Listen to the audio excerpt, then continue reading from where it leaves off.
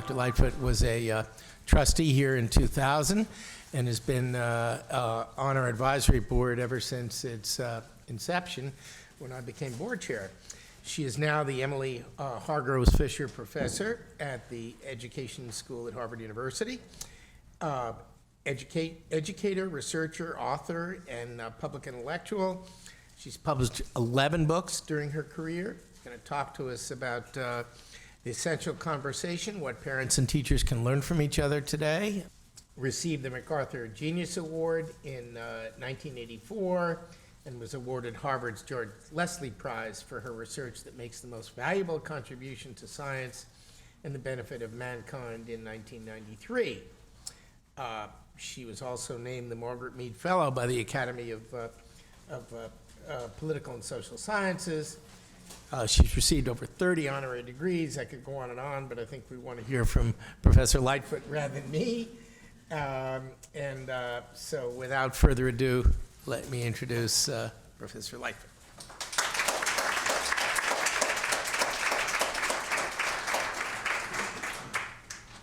Thank you for that lovely introduction and for welcoming me back. It does feel like a family affair here, and I'm glad to see all of you, and thank you for coming.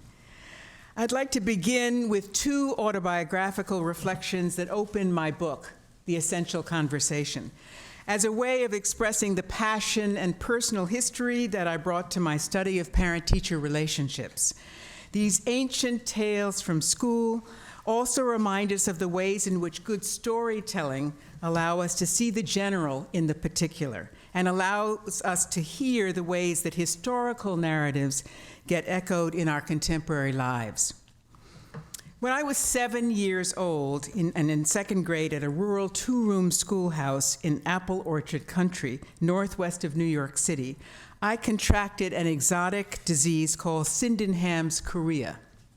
Difficult to diagnose and rare in young children, the doctors only agreed that I could be treated at home rather than in the hospital because they trusted that my physician mother would care for me with a double dose of doctor's judgment and mother's love. For 3 months, I stayed home in bed trying to conquer the subtle infirmities of this illness, which expressed itself in the physical symptoms of weakness and dizziness and the emotional signs of anxiety and depression. I was nursed by my maternal grandmother, a former school teacher who brought me trays of food and worked with me on my lessons. My grandmother's homeschooling in those 3 months was more strict and more demanding than any curriculum I have had before or since. My friends were allowed to visit very occasionally, but only if they promised to stay for a few minutes and be very quiet. For a while, I enjoyed all of the attention. My parents' solicitousness, my siblings' anxious concern. But very soon, the sedentary, quiet life got very old. I missed my friends. I missed the group life at school, the hustle, the bustle, the scheming and competing, the rules, routines, and public rewards for work well done. And I worried a lot about whether I would lose my place socially and academically. Slowly but surely, I recovered and returned to Mrs. Sullivan's classroom, first for half days, and then weeks later for the whole day. One afternoon, when my parents came to pick me up early, Mrs. Sullivan walked outside with me to await their arrival, a gesture that made me feel immediately important and anxious. I remember her hard hand on my shoulder as she steered me down the stairs. I recall the way she kept clearing her throat nervously as my parents unfolded themselves from the car and made their way towards us. Her greeting was strictly ceremonial. She moved quickly to her main point. She wanted my parents to know that my 3-month absence had severely compromised my academic progress. She did not think there was any way that I could make up for lost time, and that it would be therefore necessary for me to repeat the second grade. She also thought that my parents had to face the fact that I, as she put it, might not be college material. All of this was said in front of me, actually far above my head, so I had to strain my neck back to look up into her face. Her voice stern and hard, her expression flat I couldn't believe my ears. My heart was pounding hard against my chest. This was shocking news, so unfair, so wrong-headed. I am sure that my parents felt the same way, but what I remember most from this story was not Mrs. Sullivan's wounding words, nor the knot in my belly as I heard them. The most vivid and lasting images were of my parents' response, a reaction that lacked all of the clarity and courage that I was used to from them. At that moment, they were not their usual strong selves, fiercely advocating for me. They were like I had never seen them before, tentative and awkward. They listened, demurred, but didn't disagree, and made a quick exit. All the way home, I waited for their outrage, for their defense of me. Instead, they were silent, probably biding their time until they could find some private moments together when they could confer and come up with an appropriate collective response.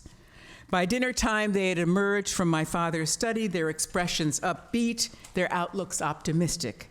They were saying that they knew I was very intelligent, capable of being a great student, and certainly capable of going on to college and beyond. They knew that Mrs. Sullivan was wrong, and the best way to prove her wrong was for me to do excellent work. I was not to succumb to her prophecy. I was to challenge it with the best I had. Of course, I rose to my parents' challenge, worked very hard, exceeded all of Mrs. Sullivan's expectations, and I'm happy to say to you today, joined my classmates in third grade the next year. My parents' primary message to me, a litany that they would repeat at crucial moments throughout my life, was that I was strong and resilient, that I could do anything I set my mind to, that I could even overcome prejudice, malice, and obtuseness with good works. But the other more surprising message that I received from watching this encounter between them and Mrs. Sullivan was that school was a place, perhaps the only place, where my parents seemed off balance and reluctant, where their activist instincts didn't serve them well, where it was hard for them to figure out the best way to protect and advocate for their daughter. Many years later, when I was trying to figure out how to protect my own daughter from what I perceived to be a teacher's subtle neglect, I remember my mother telling me that I should not do anything that would make the teacher feel angry or afraid, for that was sure to endanger my daughter in her classroom.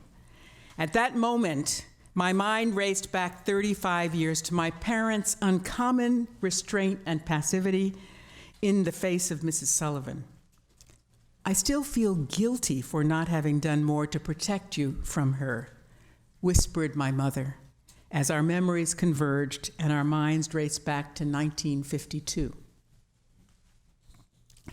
None of this uncertainty and tentativeness was there several years later when my father responded and decisively to my 8th grade history teacher's rendering of an American story about which he was expert and cared. He was a professor of sociology whose scholarship included research and writing on the history of Black activism in the South.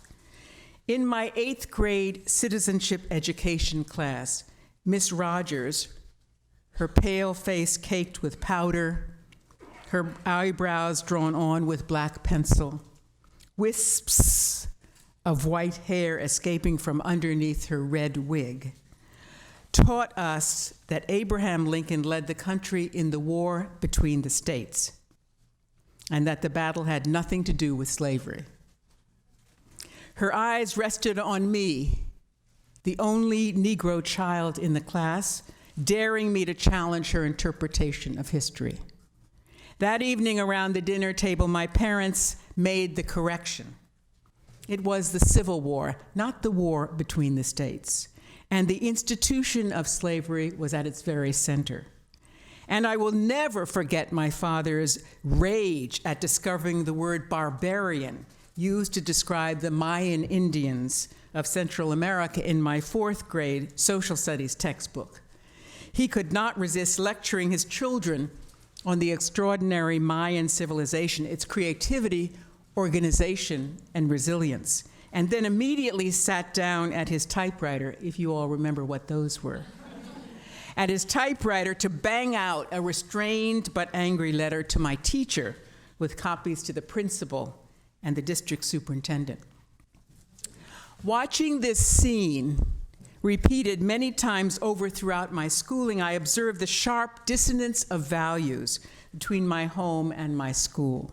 My parents' home curriculum was purposeful and rigorous, sometimes oppositional to what our teachers were preaching. When the infractions were minor, merely a matter of interpretation or honest error, then my parents would quietly make the corrections at home. You see, they picked their battles very carefully. But when our teachers said something that my parents considered blatantly misleading or hurtful to their children, especially when they considered the message harmful to all of the children in the class, they would speak up. Since I knew my parents well, and I knew the things they cared about: justice, fairness, dignity, respect, I would occasionally hide my teachers' bias and prejudice from them. As an adolescent, I did not always welcome their challenge and their activism on my behalf. The fire and fury that I had hoped for from my parents in second grade felt intrusive by junior high school when I was determined to define my own independence. Everyone believes that parents and teachers should be allies and partners. After all, they are both engaged in the important and precious work of raising, guiding, and teaching children. Whether researchers are identifying the critical variables related to school improvement, or policymakers are writing legislation that embeds the requirements of family engagement in school, or when practitioners are preaching about the roots of high student achievement, productive relationships between parents and teachers are seen as necessary and beneficent. But more often than not, the reality of family-school encounters is sharply different from the benign rhetoric. In this ritual, so friendly in its apparent goals, parents and teachers are racked with high anxiety. In this scene marked by decorum, politeness, and symbolism, they exhibit gestures of wariness and defensiveness. In this dialogue, where the conversation appears to be focused on the child, adults often play out their own childhood histories, their own insecurities, their own primal fears. In this encounter, where the content seems to be defined by individual stories, there is embedded a broader cultural narrative. My book, The Essential Conversation, then focuses specifically on the drama of the Parent-Teacher Conference, a twice-yearly ritual that takes place in schools across our country and estimated 100 million times a year. Examining the dynamics and paradoxes of this complex relationship and illuminating the ways in which this tiny microcosm of parent-teacher dialogue echoes broader social and cultural themes that shape the socialization of our children. I have, in fact, had a long fascination with the theater of this essential conversation, with its substance and its symbolism, with its personal and public meanings. As a matter of fact, my very first book, Worlds Apart, which I wrote when I was a kid, published 35 years ago, was pioneering in its exploration of the bridges and boundaries between the two domains that before that time had been viewed as separate and distinct by social scientists. Researchers studied education in school, or they studied socialization in families as if these were discrete phenomena.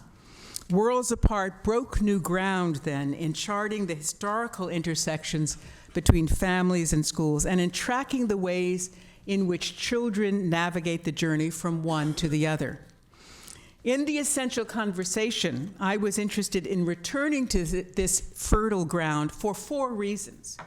First, because over the years, the educational landscape has changed substantially, creating a different set of conditions that have powerfully reshaped and complicated encounters between families and schools. Second, we now know, based on 3 decades of rigorous research, that parent participation in support of classroom learning and directed toward the child's academic experiences in school is a more important indicator of student achievement than the family's racial, social class, or educational background. In other words, parent engagement trumps all the other social indices that are typically correlated with student achievement.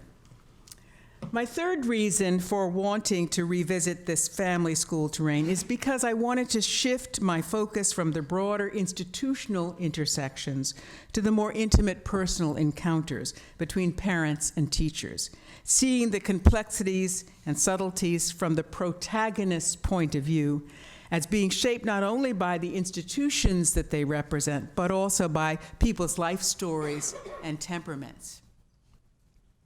And fourth, as my opening autobiographical reflections suggest, my book was in part an intimate and passionate self-exploration, an opportunity to bring to my analysis of families and schools the subjective filter of being a parent myself, an advocacy stance that inevitably both blurred and illuminated my view.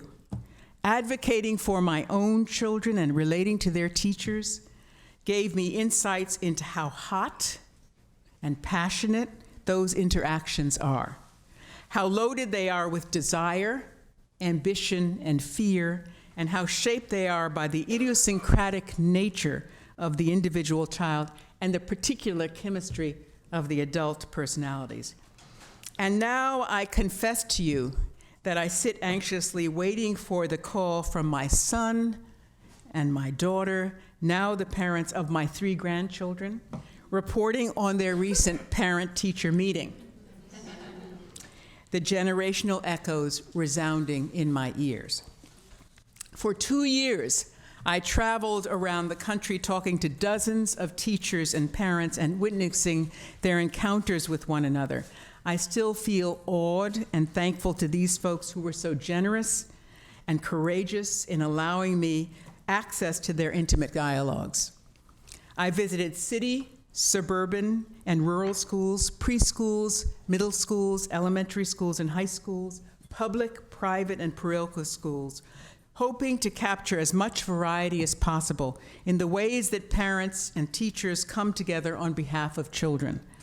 I chose to focus on teachers who are considered by their colleagues, administrators, and parents to be gifted practitioners who are regarded as skilled, empathic, and caring in their dealings with parents. I truly believe, that we can learn a lot more from examining examples of goodness than we can from dissecting weakness and pathology. So I intentionally searched out the good, the worthy, the strong examples. From the rich exploration of the tender and treacherous family school terrain that I examine in the Essential Conversation, I would like to focus my discussion today with you on 3 domains, illuminated by 3 parables that are central to shaping the tone, the texture, and the substance of parent-teacher encounters. The first, echoing my opening story, refers to the autobiographical and psychological scripts and the broader historical and cultural narratives that haunt parent-teacher encounters. I call these generational and cultural echoes ghosts in the classroom. The second theme explores the double edge of the ritual conference, where the content can become symbolic or substantive, routine or revelatory, limiting or liberating. I argue that truth and trust between parents and teachers grow out of detailed evidence rather than broad abstractions, out of specific observations rather than pleasant platitudes. And the third and final theme I want to discuss today highlights the huge variation in family-school negotiations reflecting disparities in power and resources between schools and the communities they serve.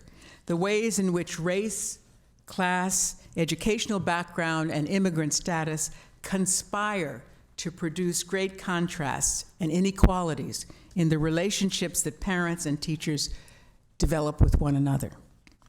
So let's move to the first parable, the doorknob phenomenon. The parent-teacher conference is over. The father rises to leave and heads for the door. He touches the doorknob, then turns back abruptly with one final thought that he delivers passionately. And another thing, he blurts out, referring to a topic that was covered earlier in the meeting. That same thing happened to me in 5th grade, and I swear to you, it is not going to happen to my child. His tone is threatening, his teeth are bared, his anguished outburst surprises even him. His passion explodes in defense of his child and in his own self-defense for the child he once was. The doorknob phenomenon. Every time parents and teachers encounter one another in the classroom, their conversations are shaped by their own autobiographical stories and by the broader cultural and historical narratives that inform their identities, their values, and their sense of place in the world. These autobiographical stories, often unconscious replays of childhood experiences in families and in school, are powerful forces in defining the quality and the trajectory of parent-teacher dialogues. There is something immediate, reflexive, and regressive for both parents and teachers about their encounters with one another, a turning inward and backward, a sense of primal urgency. The parents come to the meeting, sit facing the teacher in the chairs that their children inhabit each day, and they begin to feel the same way they felt when they were students, small, powerless. And when the teachers offer observations and evaluations of their students, they are often using values and frameworks carved out of their own childhood experiences. The adults come together prepared to focus on the present and the future of the child, but instead they feel themselves drawn back into their own past, visited by the ghost of their parents, grandparents, siblings, and former teachers, haunted by ancient childhood dramas. These visitations and echoes reverberate through the room, complicating the conversation and filling the space with the voices of people who are not there, people who are long gone.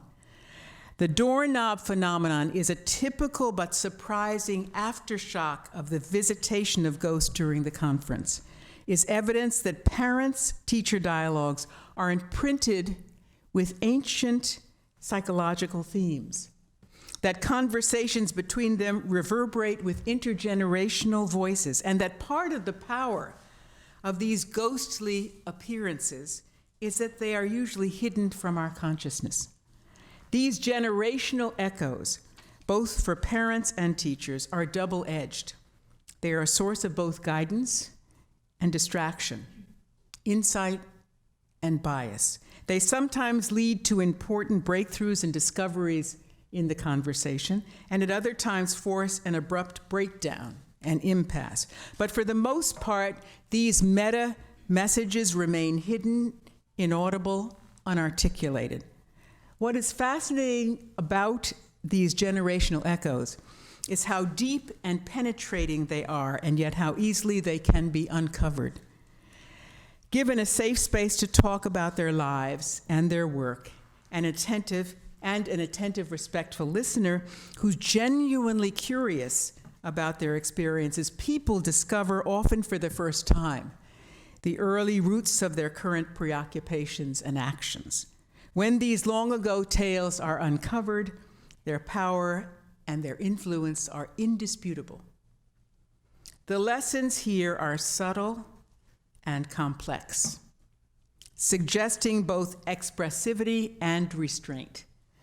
In creating productive encounters between families and schools, we must recognize that the subtext of parent-teacher dialogue is defined by autobiographical narratives and generational echoes.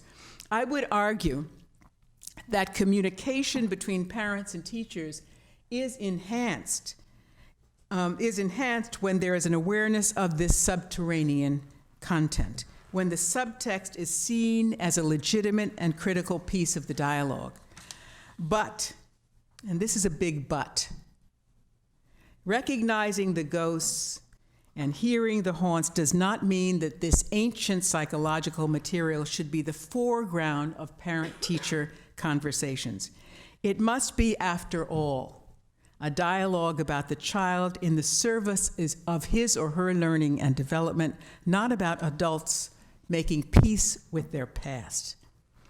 There is a tricky balance here between foreground and background, then. It demands working to make the unconscious content conscious, but never letting it overtake or overwhelm the focus on the immediate moment in the child's life. The wisdom spoken by one of the teachers I interviewed changes the metaphor from doorknobs to sound waves and captures the nuance of this delicate balancing act. She says to me, the teacher says to me, I quote, "Remember that when parents come to school and sit before us, their minds are working on a double channel, and so is ours. On channel 1, adults speak rationally and clearly about the young person for whom they are responsible. And on channel 2, they relive scenes and haunts from their own childhoods. You should be aware of the noise on channel 2, but it should never drown out channel 1. You get it? Lovely, wise advice from this teacher. On to the second parable, which I call hiding behind the ritual. Hiding behind the ritual.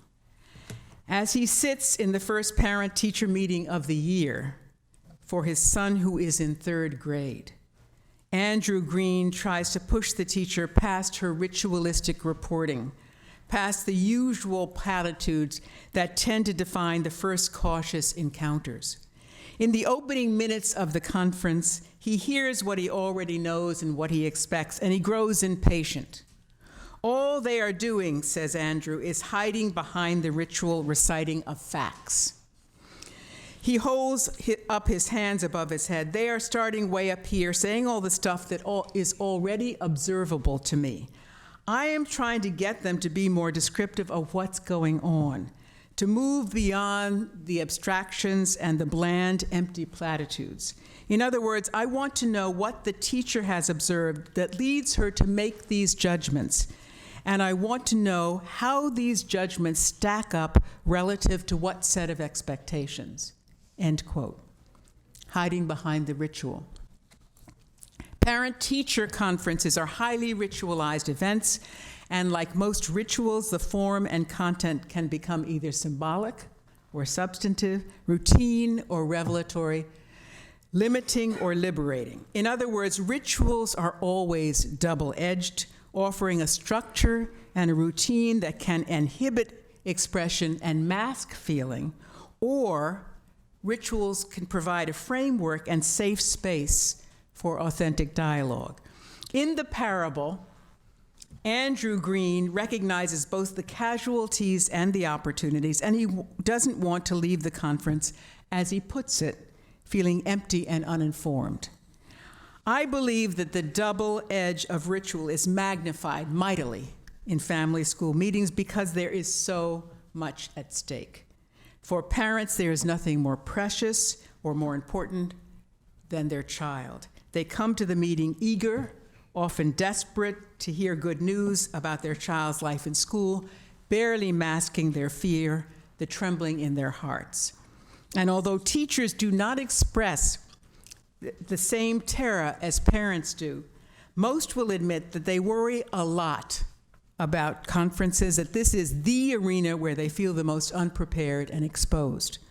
As one teacher said to me, quote, "This is the part of my teaching where I feel the most raw and the most vulnerable," end quote. In addition, teachers receive almost no training and support in developing relationships with families or of their students. Across the country, in a wide variety of colleges and universities, graduate and undergraduate training programs typically do not help students anticipate or prepare for their work with parents. And once new teachers are hired, they are likely to receive little guidance, support, or supervision from their administrators or from colleagues in this area.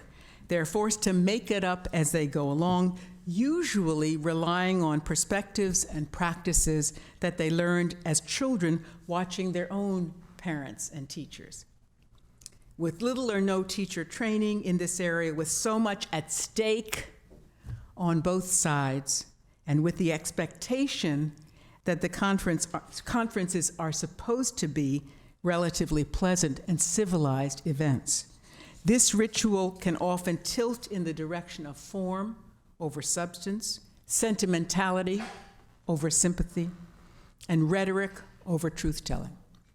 The ritual becomes an empty, unsatisfying event that avoids talk reflecting the authentic feelings of the participants or talk that might lead to conflict. In fact, I truly believe that parents and teachers often engage in an implicit and subtle bargain with one another.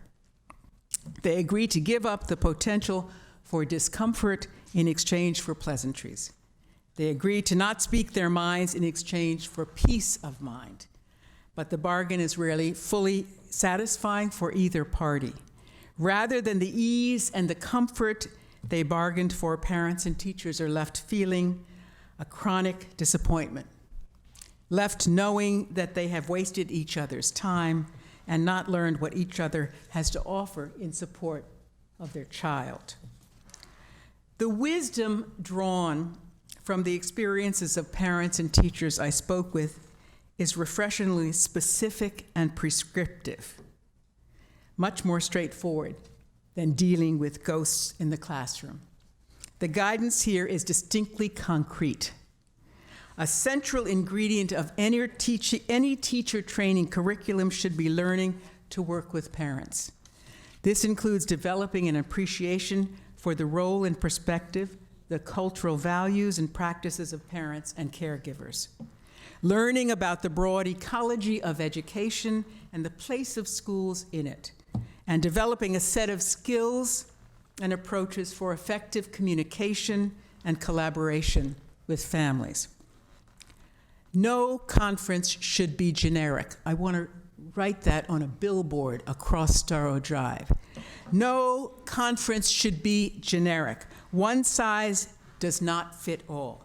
The conference must be shaped by and focused on the individual child, using specific and descriptive evidence of the student's learning, development, and progress in school. There are at least 3 specific skills that teachers need in order to do this subtle and highly individualized work. First, they need to be trained in the art of observation. They must learn to see things clearly, notice the nuances of interaction, and learn to read the classroom like a complex cultural script. I used to teach a course at Harvard called Teaching as Ethnography, to point out how important it is to learn these skills of observation. They must become students, even connoisseurs of human behavior. Second, teachers must be trained in the skills of record keeping and documentation. They must develop the daily discipline of note-taking and journal writing. They must follow their intuitions with careful records that either confirm or challenge their earlier suspicions. And third, they must learn to listen, to really hear the voices and perspectives of parents. Just as they need to be able to offer up the specific details of their students' lives in schools, they must be receptive to the parents' stories about their children. Certainly, developing the skills of observing, recording, and listening is essential to documenting and articulating the evidence.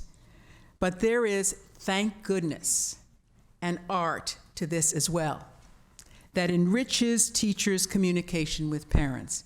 When teachers think of themselves as storytellers, searching for the compelling narrative, selecting an anecdote or illustration that reveals a core truth about a student, they are using the modality of an artist as well as the skills of an empiricist. Hearing the story well told, parents can see the general in the specific, and they can also begin to feel identified with that part of the child's experience that resides inside of them. The circle of empathy among teacher, parent, and child is then joined. Finally, in terms of the evidence, and this may be the most important and strangely controversial piece of advice I offer this afternoon. There is no better, more convincing evidence of a child's progress than to have him or her present and participating when parents and teachers come together. It is safe to say that parent-teacher conferences that are held without the child being present are excluding the most valuable voice, the most knowledgeable perspective. When children are invited to the conference, however, it is crucial that they be seen as real participants, not passive bystanders, and teachers must help prepare them for their role in the conversation. This is not a practice that should be limited to middle school or high school age students. In my research, I in fact witnessed 6 and 7-year-olds holding their own in a 3-way dialogue with their proud parents and teacher present. With careful coaching from their teacher, they become the interpreters and evaluators of their own experience, and in so doing, the authors of their own stories. And my final and third parable I call polar opposites. Polar opposites. Molly Rose is a first-grade teacher. She describes the striking contrast between two polar opposite schools as she moved from her first job in Weston, a rich suburban school district just outside of Boston, to a brand new, dangerously underfunded charter school serving poor Black children in Cleveland. The differences in these schools and the communities they served were reflected most vividly in the ritualistic open houses that were scheduled at the beginning of the school year. In Weston, Molly tells me, open house was a classic event. You know, she says, hoping that the description will strike recognition in me. The classroom looks beautiful, perfectly decorated for the parents. I write a script for my opening talk, then rehearse it until I know it by heart, so I won't need to refer to it, so it will appear to be completely natural. I stand up and I present for 45 minutes. The parents listen and take notes. I dread every moment of the evening. They ask some pointed questions, thank me when it's over, leave, and talk about me afterwards. In a few short sentences, Molly has captured the tenor of this occasion in Weston, so filled with anxiety, tension, and stage fright, so focused on establishing her legitimacy in the eyes of the parents. The open house at the charter school in Cleveland could not have been more different. The school opened a week late that year because the building was not yet ready for occupancy. And the open house took place in a huge empty space that would one day be a combination gym and auditorium. There were no chairs, and the parents arrived with all their kids in tow. The noise was deafening, ricocheting off the unfinished cement walls. Standing at the microphone, the principal was finally able to bring order, some semblance of order, as she welcomed the families and made a few opening remarks. Her last sentence, however, led to unbelievable chaos. Now, she instructed the parents, you can go and meet your child's teacher. But the parents had no idea where to go. They had not been given a map of the school, nor told where their children's classrooms were located. So everyone sort of staggered around the halls, frustrated and confused, in search of their children's classroom. Even though Molly, now a new teacher at the charter school, had prepared a welcome talk for the parents, she soon realized that it would be absurd to stand up in front of the classroom and try to give a presentation with people floating in and out, tugging noisy, tired children behind them. Now Molly is laughing at herself.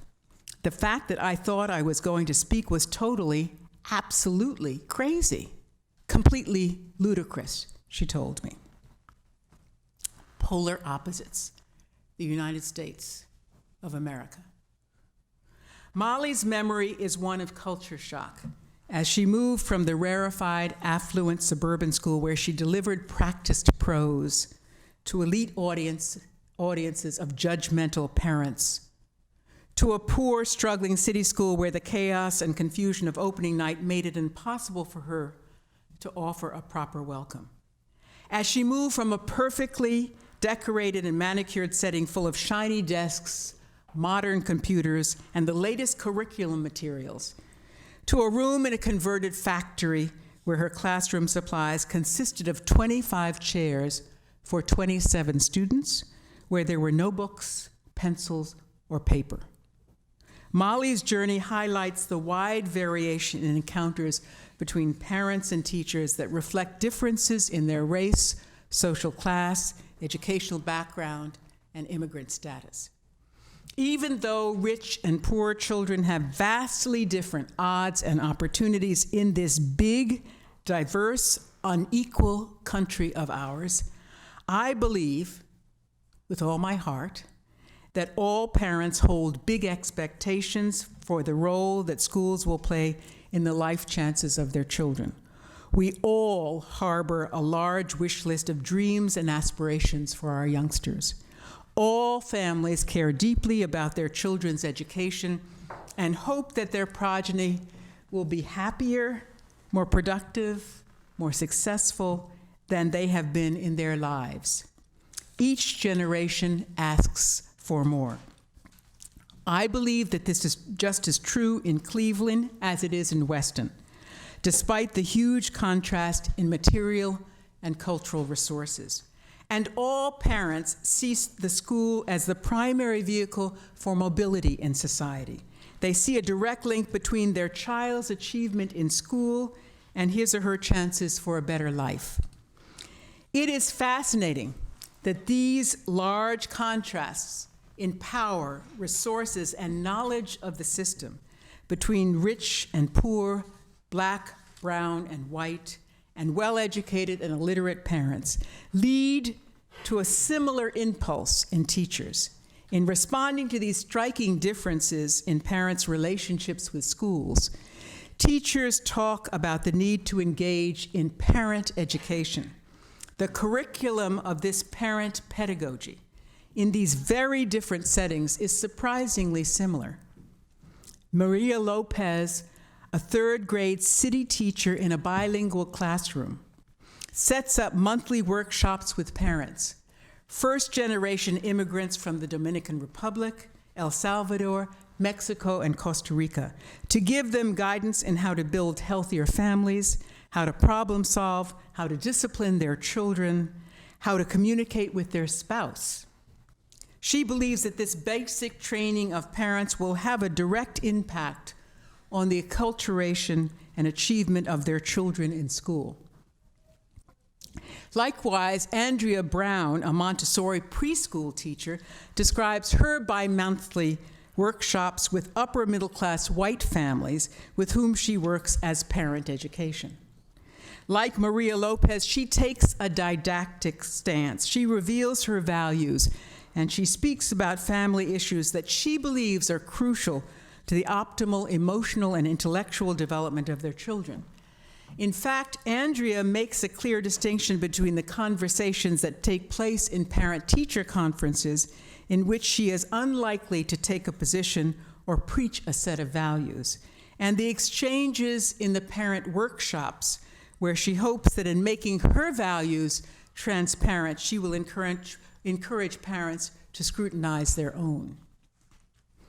What is critical in both Maria's and Andrea's pedagogy with parents is that parents are never talked down to, never infantilized or disrespected. Respect is the major ingredient of these encounters, a genuine respect that leads to understanding, empathy, and authentic communication.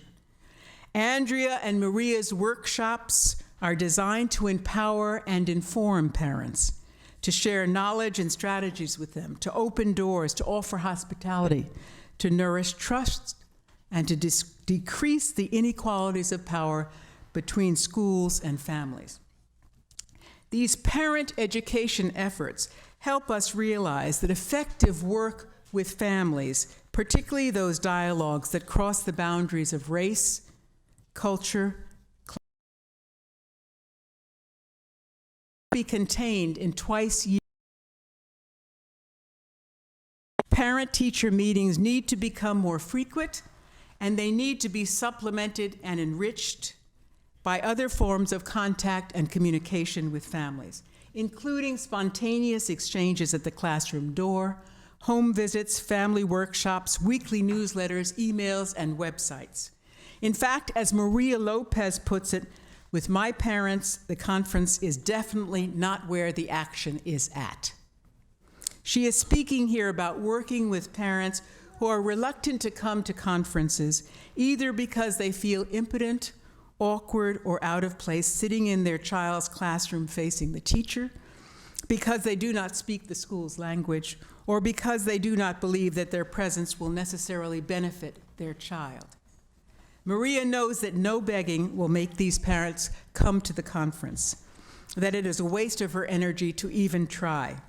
So she invents another forum for parent participation, one that she believes is more, as she puts it, culturally appropriate, one that appreciates what they need in order to become more competent parents, and one that begins to break down the barriers and build the bridges between home and school.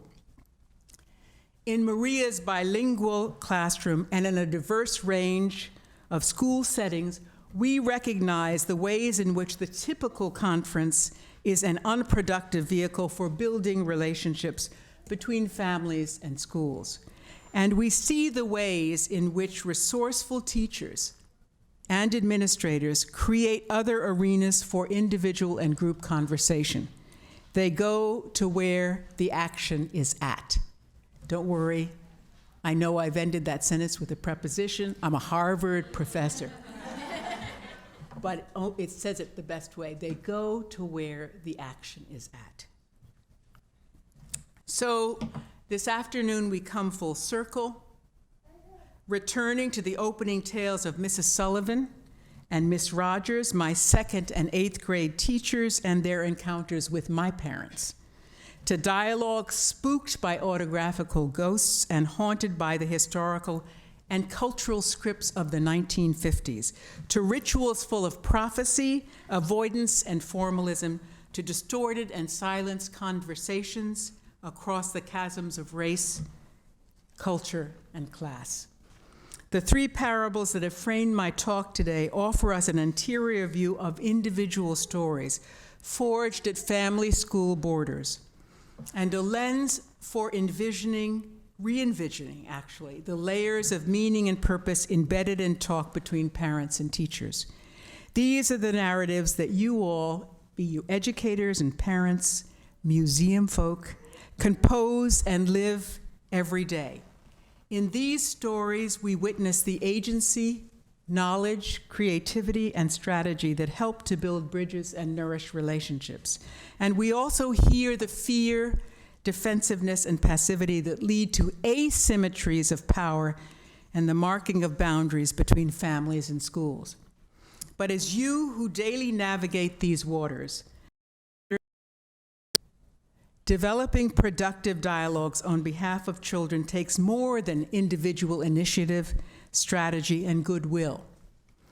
It also requires that we recognize the wider cultural context, appreciate the broader societal forces that shape and distort our individual actions, that we join analysis, evaluation, and advocacy, that we participate in efforts to shape good policies and best practices. Our efforts, therefore, must include purposeful change at the micro level and at the macro level. at the interpersonal and structural spheres, and in the political and cultural arenas. In taking this larger, more encompassing purview, we must confront the institutional structures that inhibit access and equal opportunity. We must challenge the stereotypes and discrimination that render too many people voiceless and invisible. We must scrutinize the cultural priorities that reinforce fierce competition and the harsh paradigm of winning or losing. And we must expose the historical narratives that haunt our contemporary efforts to build a democratic nation. To all of you here this afternoon, I want you to know that I know that this is big work. This is intellectually discerning work. This is political, strategic work. This is ethical and relational work.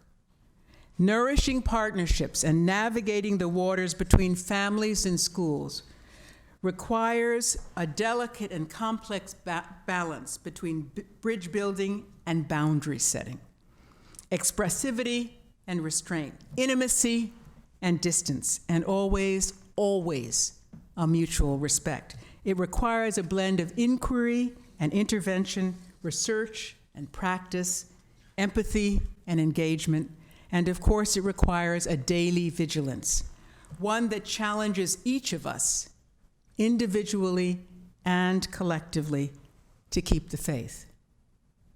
So let's keep the faith. Thank you very much.